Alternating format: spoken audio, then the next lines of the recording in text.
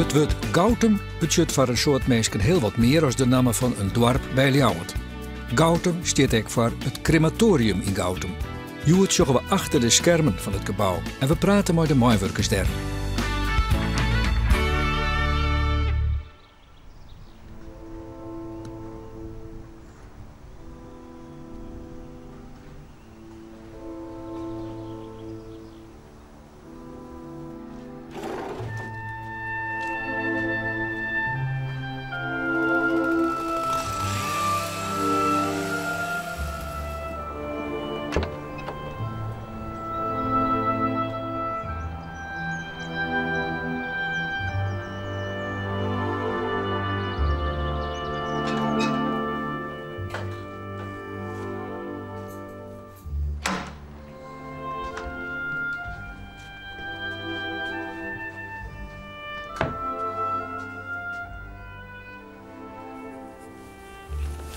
Kijken of de koeling aanstaat.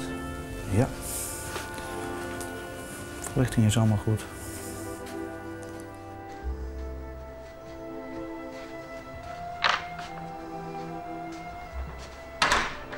Door deze doorverslag, dit is de grote koeling. Zorg ik even dat er wat binnenkomt is vannacht.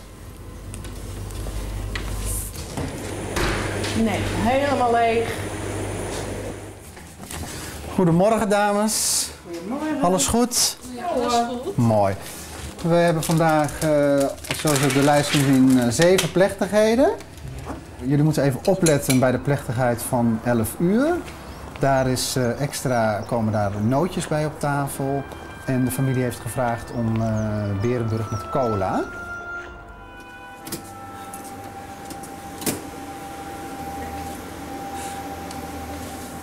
Nou, ik weet het niet.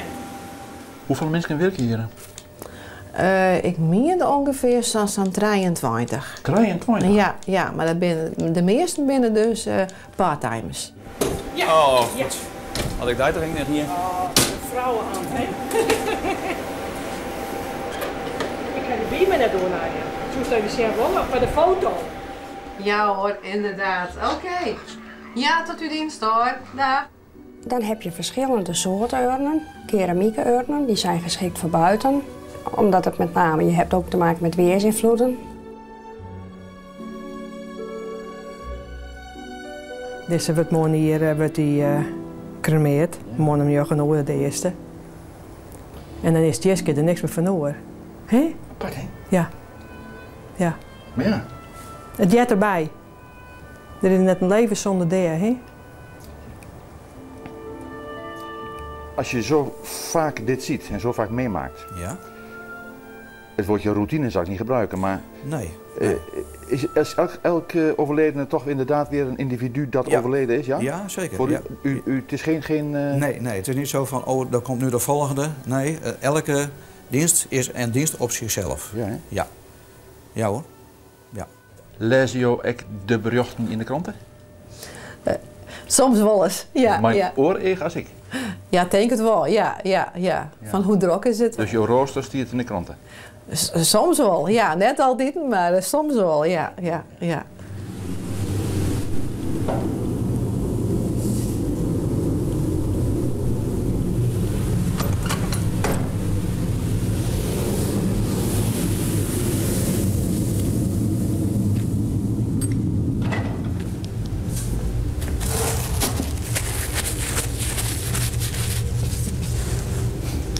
Het is toch iemand die maakt het aan, hè? Ja, dat maak ik, hè? Stel je voor dat er in je stroffelt of wat en dat ding zit hier, dat ken het. Moet altijd 2 maal wezen.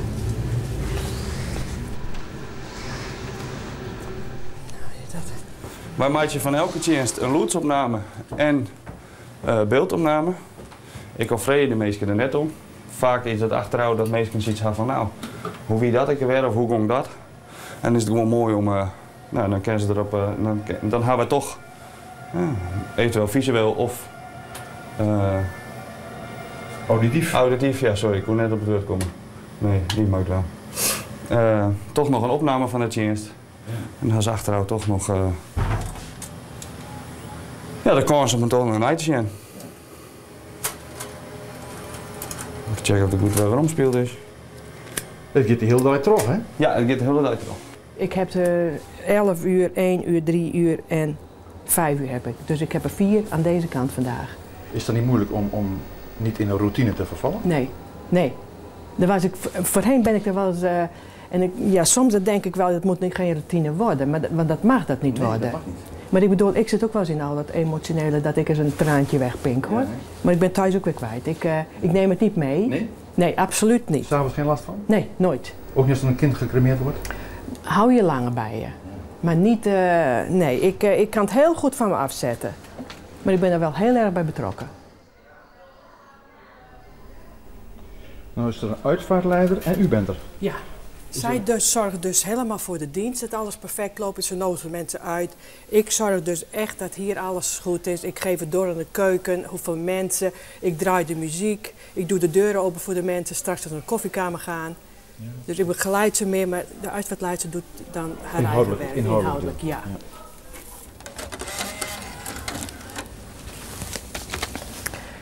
En dan hebben we Mieke Telkamp. Waarheen, waarvoor? Waarheen, waarvoor. Een hele oude. Hè? Wat is een moderne? Ja, het is vaak eigen muziek. Deze komen dus uit Harlingen, allemaal Harlinger liedjes. Frans Bauer, ja. De simpel mensen hebben vaak... Ja, doet het ook heel goed. Wilmie de Geffer draait het geregeld, maar die heb ik vandaag ook weer, geloof ik.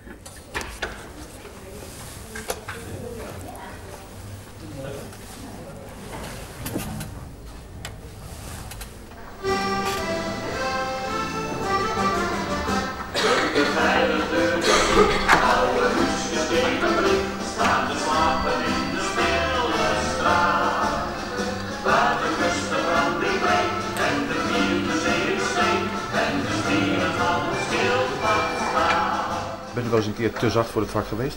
Nou, ik heb wel eens met de uitvaartleider zitten te janken achter in de aula. Wanneer was dat? Ik denk, jongens, nou een tijdje terug, misschien 2 jaar terug of zo. Ja. Maar die uitvaartleider was ook emotioneel. En door een stuk muziek van het Halleluja, van... nou, werkelijk, je kreeg kippenvel.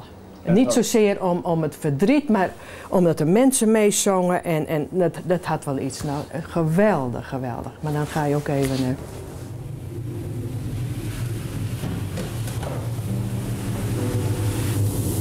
Hoeveel tijd zit er nou tussen dat moment dat de kist weggaat en de werkelijke verbranding? Nou, op het moment dat de kist wegglijdt vanuit de aula, dat duurt 2,5 minuut. En als hij dus bij de oven geplaatst wordt op de invoerwagen en we gaan invoeren, daar zit ongeveer een kwartiertje, 20 minuten tussen. Ik heb wel eens vanaf de parkeerplaats achterom gekeken en toen dacht ik van nou, nu gebeurt het waarschijnlijk. Is dat zo? Het is wel zo dat het inderdaad dan gebeurt. Alleen je kan niet buiten zien dat er dus iemand ingevoerd wordt dat je buiten droog zou kunnen zien. Helemaal niks? Nee.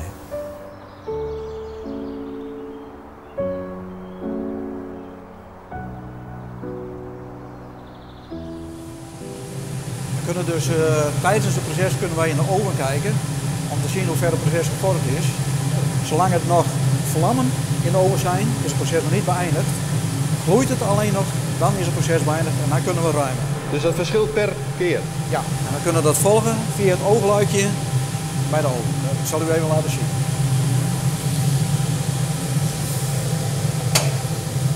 Aan de rechterkant ziet u nog dat er iets aanwezig is wat nog brandt. Zou u zelf gecremeerd willen worden? Ja. Ja? Ja hoor.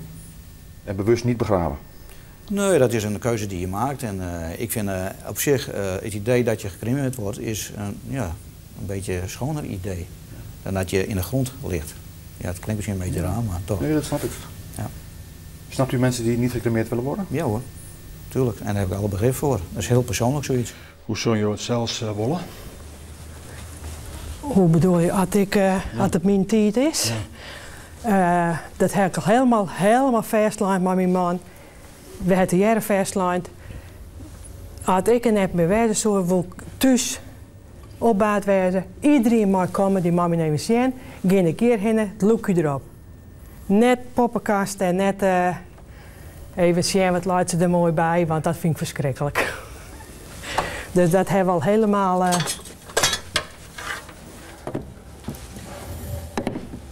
Waarom hast voor dit werk gekozen? Omdat het gewoon heel erg mooi is om het laatste stukje voor de familie zo mooi mogelijk uit te sluiten. Ja, maar het is wel de deur elke dag. Ja, maar om heel cru te zeggen, dat is na een peertje is haast daar net zo volle meer, net zo volle meer hoe nee.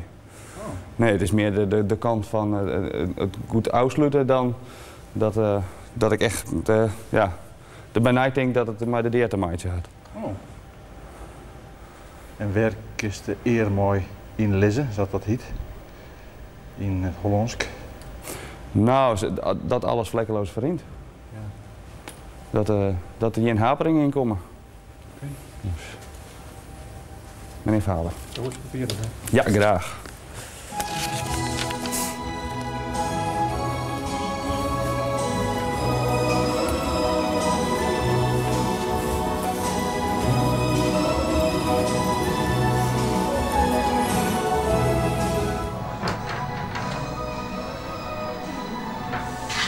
We hebben het wel eens meegemaakt van de week nog, dat de muziek haperde, dat het weigerde. Nou, dan ben je vanzelf, met knikkende knieën sta je dan.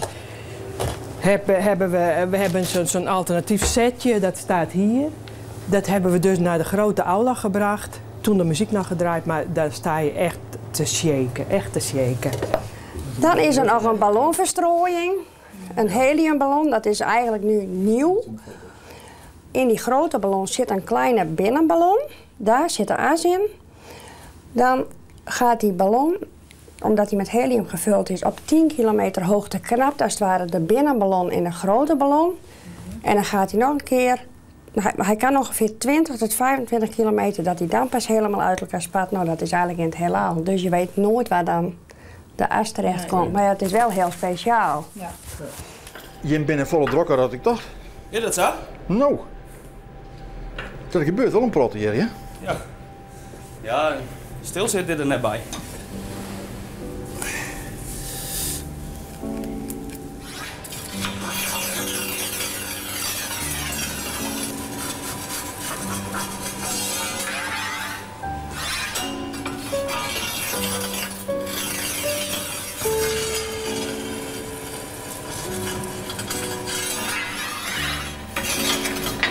Dat was een mens. Dat was een mens. Ja. Vreemd idee, hè? Ja. Ja.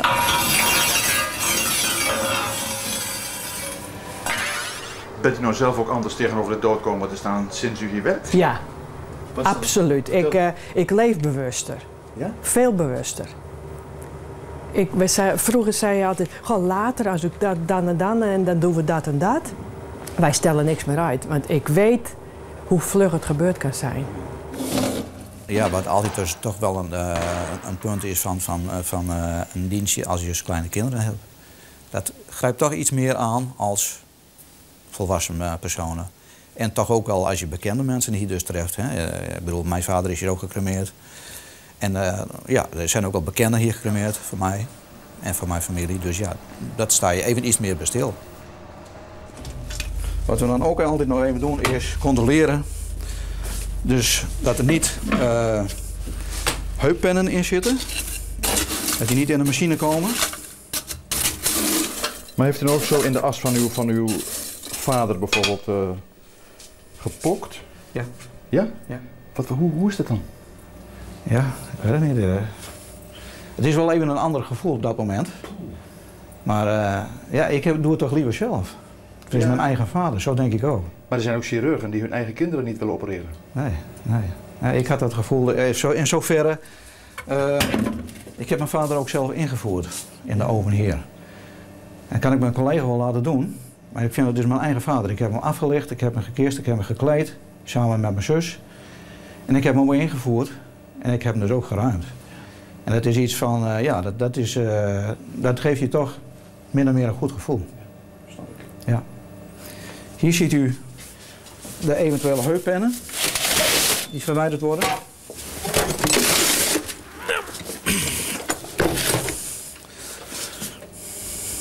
Ja. Wat zijn het bijvoorbeeld? Dit zijn dus bijvoorbeeld heuppennen. En hier komen er vaak... Het lijkt wel een trekhaak, hè? Zo in het lichaam, hè? In het been geplaatst. En het emmertje daarnaast, wat is dat? Dat is iets wat bij de kist in zat, wat we van tevoren niet weten. En dat vinden we later weer terug. Ja. Ik heb er één keer een vraag gehad, wat doen jullie met de kleren van de mensen? Ach, ik zeg, wat denkt u dat wij de overledene uit de kist halen, de kleren uitdoen en dat doe je niet. En wanneer cremeren jullie? Op het eind van de dag of nachts? Ja, maar dan leg je dat uit dat dat helemaal niet kan, want er kan maar één persoon in die oven. Het is aansluitend, hè? Het is aansluitend en er kan ook maar één kist in. Ja. Dus dan zou je ook nooit de as kunnen scheiden als je het allemaal bij elkaar. En maar die dingen. Dus over gouden kiezen en zo en dat soort dingen natuurlijk. Ja, alles. Ja, je krijgt de stomste vragen, krijg je.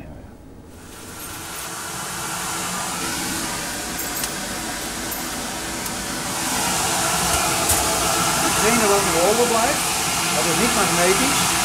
Het zou edelmetaal kunnen zijn. Daarom houden we dat apart. Dit zou bijvoorbeeld edelmetaal kunnen zijn. Dat bewaren we dus apart in een kluisje hier aan de muur. En dat wordt dus 1 of 2 keer per jaar opgehaald, verzameld, met meerdere crematoria's. En dat wordt dus op een gegeven moment, het bedrag wat daarvoor vrijkomt, wordt besteed aan goede doelen.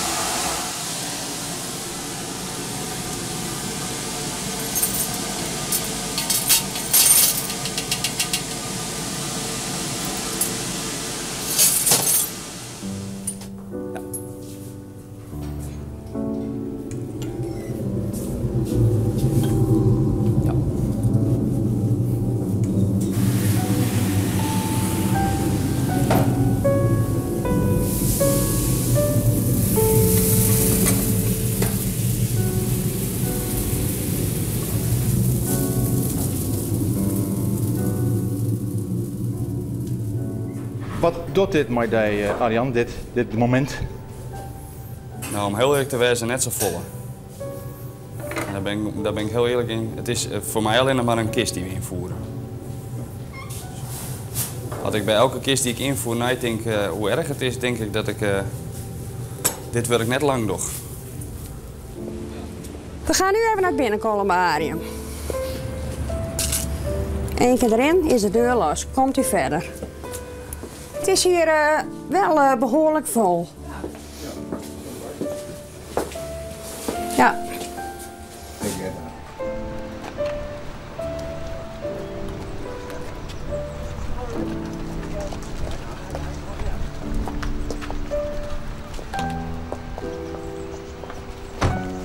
Ik zeg zo vaak, de gewoonste mensen, de fijnste, de mooiste zinsten, de gewone simpele mensen. Het is gewoner, als het gewone mensen binnen, dan heeft het een hele mooie spontane zinst, een hele mooie soort inhoud. Dat vind ik ja, schitterend. Echt, ja. En dan is er echt verdriet en dat is het mooiste, hè? Ja.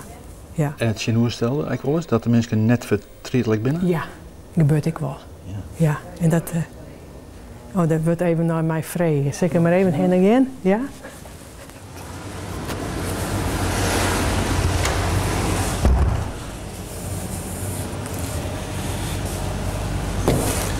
Dit is dus de as die dus na de asmolen zo eruit komt. 3 minuten malen, dan blijft dit over? Ja. En wat gebeurt er dan met die as dan? Je moet hier wettelijk een maand blijven staan. Oh. Dat is zo geregeld. De wet op lijkbezorging. Waarom dan? Men zou nog onderzoek kunnen plegen in de as als er bepaalde vraagtekens zijn. DNA? Ja. Maar goed, er staan dus in een kamer een paar honderd van deze blikken. Ja, inderdaad. Er staan dus meerdere asblikken opgesteld. Die wachten op een definitieve asbestemming.